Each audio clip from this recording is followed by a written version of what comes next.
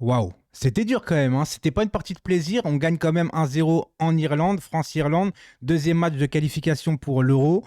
Ça fait du bien. Deux matchs de victoire après le match assez facile que s'est donné l'équipe de France face aux Pays-Bas. Là, on est tombé sur une équipe où tu vas te déplacer en Irlande. C'est jamais facile. En plus, tu tombes sur une équipe voilà, qui est anglo-saxonne. On connaît l'intensité qu'ils mettent. En plus, ils ont un double rideau défensif. Ça jouait vachement derrière. On a lutté, mais l'équipe est restée soudée. Ça, c'est la force à Deschamps, en fait, de toujours donner un discours fédérateur, en tout cas, et toujours regrouper en vérité un groupe qui sera toujours uni. Voilà, ça, c'est toujours la force à Deschamps. Bien évidemment, si tu ne me connais pas, abonne-toi à la chaîne. Et n'oubliez pas le like parce que c'est important pour le référencement, blablabli, blablabla. Dites-moi en commentaire ce que vous avez pensé du match. Moi, clairement, ah oui, c'était quand même très difficile. Alors, j'aimerais déjà parler du choix de Giroud en début de match, enfin la titularisation de Giroud. Certains, j'ai vu sur Twitter, ne comprenaient pas la titularisation de Giroud, mais il faut savoir que ça sert à rien de mettre que des gens rapides quand tu joues une équipe qui va jouer acculée derrière. Tout simplement, ça ne sert à rien et je pense que Giroud était le choix par défaut, en vérité, pour pouvoir trouver un point de fixation, une présence un peu plus certaine dans la surface pour mettre des têtes, etc. Vu que je vous rappelle que là, vraiment, ils ont joué vachement bas, l'Irlande. Mais le choix est bon, sauf que Giroud a fait un mauvais match. Clairement, il a pas fait un bon match. Après, c'est pas le seul, hein. Quand tu vois Théo Hernandez aujourd'hui, il n'était pas dans son assiette. Alors, Pavard et sa frappe de bâtard, comme d'habitude, j'ai envie de te dire, lui, te sort une frappe voilà, tous les 4 ans et ça suffit pour être titulaire. Non, mais il est pas bon, Pavard à droite, on va pas se mentir. Je le préfère dans l'axe au Bayern. Moi, je le trouve meilleur dans l'axe qu'à droite. Visiblement, dans l'axe, il y a quand même un bouchon assez certain avec Upamecano maintenant et Konaté qui semble réellement, même avec le retour de Kipembe restera sur le banc. Pour moi, les deux défenseurs centraux, Upamecano et Konaté, sont devant Kipembe en termes de qualité défensive, je dis bien. Même si j'aime beaucoup Kipembe et sa façon d'être battant sur un terrain, je trouve qu'il a quand même un peu plus de lacunes que ces deux que je viens de vous citer. Cette équipe de France qui a joué sérieux, on a lutté le dernier quart d'heure. Là, vraiment, le dernier quart d'heure, j'ai cru très clairement qu'on allait se prendre l'égalisation parce que ça poussait, ça poussait, ça poussait. On est resté solidaire, comme je vous dis, avec un Mac Maignan qui te sort une parade. Comme a dit le commentateur, je ne sais plus c'est qui l'a dit, mais ça vaut vraiment les 3 points. Et quand je pense que Mac Maignan a été formé au Paris Saint-Germain et que bon, bref, ça c'est un autre débat encore une fois, mais ça pique parce que Mac Maignan est l'avenir de cette équipe de France maintenant. Il est installé, il bougera plus.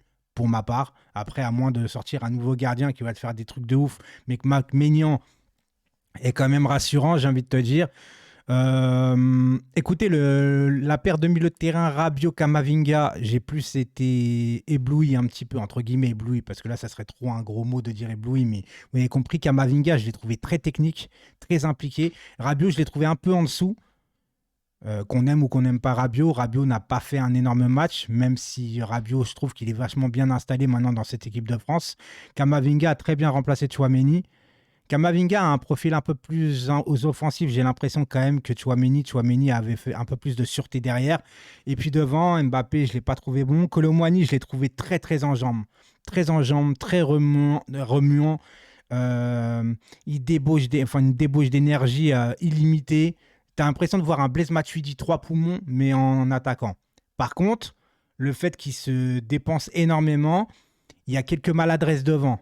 Il a du potentiel. Pour moi, il va beaucoup progresser. J'aime beaucoup Colomwani.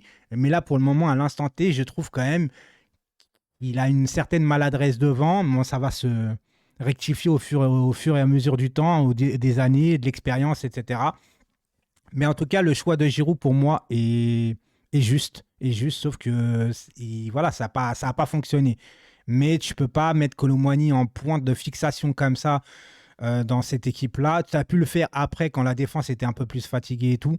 Mais en soi, écoutez, j'ai pas grand-chose à dire sur ce match, à part que c'était très difficile. C'était pour moi un match piège. C'est jamais facile d'aller dans ces endroits-là où tu as, la foule qui est là, qui est en délire, qui aime bien plus les gestes défensifs qu'offensifs. On n'a pas trop été mis en danger, à part le dernier quart d'heure, en vérité, hein. La France a quand même maîtrisé entre guillemets son match, malgré le dernier quart d'heure où ça a été très poussif et on aurait pu se faire égaliser et puis ça n'aura pas été volé. En tout cas, tout ce que je sais, c'est qu'encore une fois, Deschamps est là, 2 matchs, 2 victoires. Je pense clairement, sans m'avancer, qu'on va aller à l'Euro. Je ne vais pas dire sans difficulté parce que ça a été quand même très difficile ce soir. Et il faut se l'avouer, on n'est pas encore prêt. On n'est pas, on a des joueurs, on a un potentiel, on a des qualités. Maintenant, il faut tout mettre en place. Il faut trouver un certain équilibre aussi. Pas mettre tout le monde en attaque parce qu'on kiffe tout le monde. Genre maintenant, tu as des commandes, tu as des Diaby, Mbappé, tu vois, tu as des Kolo Muani.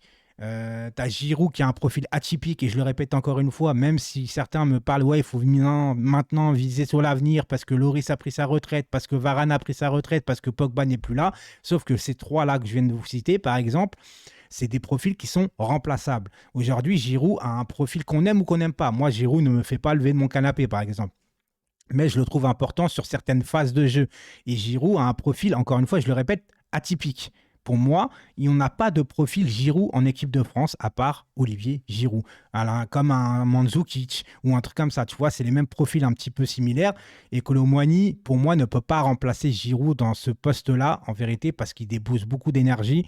Kolo Muani, il a un peu la débauche d'énergie d'un Edinson Cavani, en vérité. Hein. Tu vois, il court beaucoup, il défend, c'est lui le premier à défendre. Et c'est normal qu'à un moment donné, il soit maladroit aussi devant parce qu'il se dépense tellement qu'à un moment donné, je pense qu'il va falloir qu'il se maîtrise un petit peu et qu'il fasse un peu moins d'efforts pour pouvoir être un peu plus altruiste devant, même si pour moi, il a une vision de jeu, Kolo Muani, supérieure à la moyenne. Voilà. Pour le reste, écoutez, on est content de la victoire. Alors, le match, ça n'a pas été transcendant. Je ne m'y suis pas amusé réellement. J'ai pas pris un grand plaisir, mais c'était quand même tendu. C'était un match à coup près quand même. J'ai trouvé que voilà, l'Irlande a fait son match avec leur qualité, avec leurs armes. Et leurs armes, c'est leur mentalité anglo-saxonne, même si eux, ils n'aiment pas trop qu'on les appelle comme ça, visiblement, apparemment. Mais voilà, on connaît un peu ces déplacements. Et l'Irlande, historiquement, face à l'équipe de France, ça a toujours été difficile. Hein. Dans tous les matchs, à chaque fois, c'est un ou deux buts maximum d'écart. On se souvient aussi, bien évidemment, de la qualification avec la main de Thierry Henry, où c'est passé à ça. Heureusement qu'il n'y avait pas la VAR à cette époque-là. Donc d'ailleurs, bisous à Thierry Henry, parce que certains l'ont critiqué pour cette main, mais il qualifie son pays. Hein. Il se dévoue, le mec. C'est comme ça. Hein. Des fois, tu passes comme ça. Bah oui, on peut pas dire la main de Dieu de Maradona et puis main de Thierry Henry, c'est un pestiféré ou un paria, le mec. Tu vois ce que je veux dire?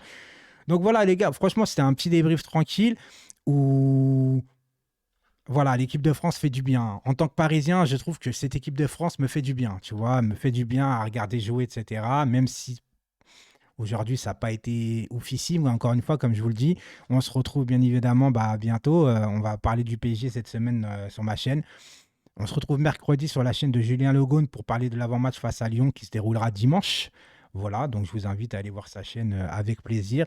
Et puis nous, on fera des vidéos cette semaine. Et puis rendez-vous dimanche pour le débrief face à Lyon. Et sûrement samedi soir pour un avant-match en live à 20h, tout simplement. Ciao tout le monde et allez la France et allez Paris.